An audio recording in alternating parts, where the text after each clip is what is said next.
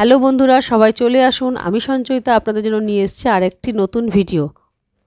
আজকের ভিডিওতে আমি দেখাবো ভোলা মাছের ভাপা। ইলিশ মাছের ভাপা তো আমরা সবাই খেয়েছি, কিন্তু ভোলা মাছের ভাপা কেমন হয়, কিভাবে বানানো হয়, আজকের ভিডিওতে আমি সেটাই দেখাবো। প্রথমে মাছগুলোকে ভালো করে ধুয়ে কড়াইতে রেখেছি। এরপর এতে দিলাম 1 চামচ নুন, আর দেব 1 চামচ হলুদ গুঁড়ো দিয়ে মাছগুলোকে ভালো করে নুন হলুদ মাখিয়ে রাখবো। মাছগুলোতে নুন হলুদ মাখানোর সময় খেয়াল রাখবেন যাতে প্রত্যেকটা পিসে ভালো করে নুন হলুদ লাগে। বন্ধুরা, আমার এই ভিডিওটি যদি আপনাদের ভালো লাগে তাহলে প্লিজ লাইক অ্যান্ড সাবস্ক্রাইব করে দেবেন, কারণ এতে আমি অনেক বেশি উৎসাহিত হই। প্লিজ লাইক করে আর সাবস্ক্রাইব করে দেবেন এবং কমেন্টস লিখে দেবেন। ভালো করে নুন হলুদ মাখিয়ে রেখেছি দেখুন। ভাপাতে দেওয়ার জন্য সাদা সর্ষে, কালো সর্ষে, পোস্ত, আদা, রসুন আর কাঁচা লঙ্কা নিয়েছি, পেস্ট করব। কড়াইতে তেল গরম হয়ে গেছে, এবার মাছগুলোকে ভাজবো। মাছগুলোকে একটু কড়া করে লাল লাল করে ভাজবেন।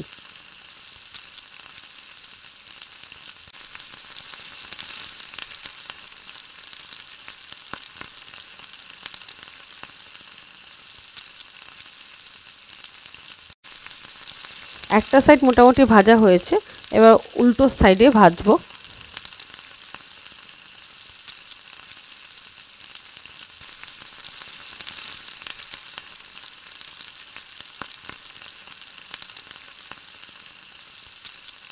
দেখুন মাছগুলো কীরকম কড়া করে লাল করে ভেজেছি, আপনারাও এইভাবেই ভেজে নেবেন।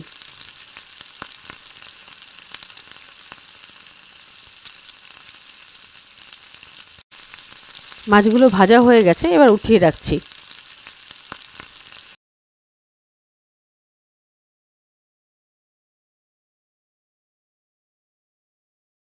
মাছগুলো এইভাবেই কড়া লাল করে ভেজে নেবেন। মশলাগুলো আমি মিক্সিতে ভালো করে পেস্ট করে রেডি করে রেখেছি। কড়াইতে তেল গরম হয়ে গেছে, এবার কালো জিরে ফোড়ন দিচ্ছি। এরপর পেস্ট করে রাখা মশলাটা ঢেলে দিলাম।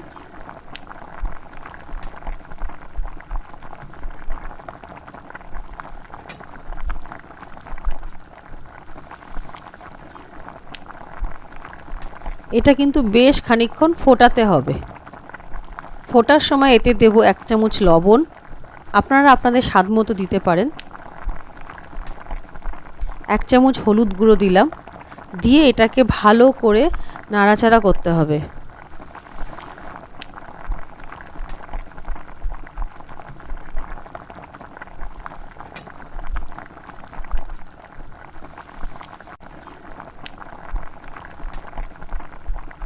যখন এটা একটু ফোটা শুরু করবে তখন এর মধ্যে জল মেশাবেন।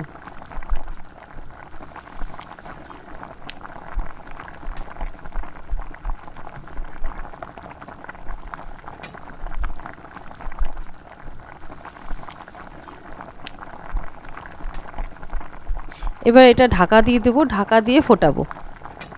গ্রেভিটা কিন্তু খুব ভালো করে ফোটাতে হবে। কিছুক্ষণ পর ঢাকনাটা খুলে দিলাম।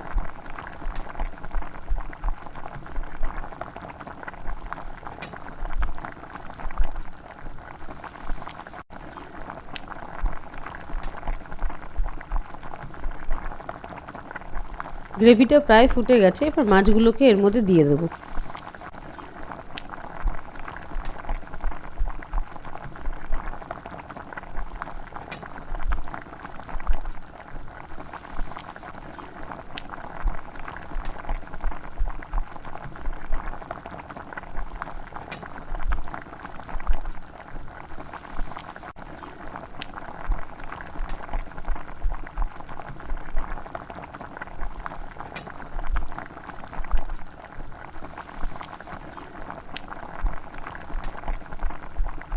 এটা আরেকটু ফুটে ঘন হবে, তারপরে নামাবো। বন্ধুরা, এটা আপনারা যেরকমভাবে গ্রেভি পছন্দ করেন সেভাবে এটা ফিনিশ করতে পারেন। যারা পাতলা গ্রেভি পছন্দ করেন তারা পাতলা রাখবেন, যারা পাতলা পছন্দ করেন না তারা এটাকে আরেকটু গ্রেভিটাকে শুকিয়ে ঘন করে নামাবেন।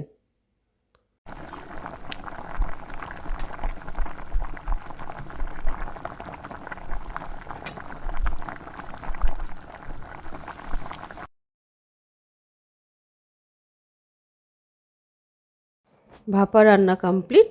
আমরা পাতলা গ্রেভি পছন্দ করি, তাই পাতলা রেখেছি। আপনারা আপনাদের মতো করে রাখবেন।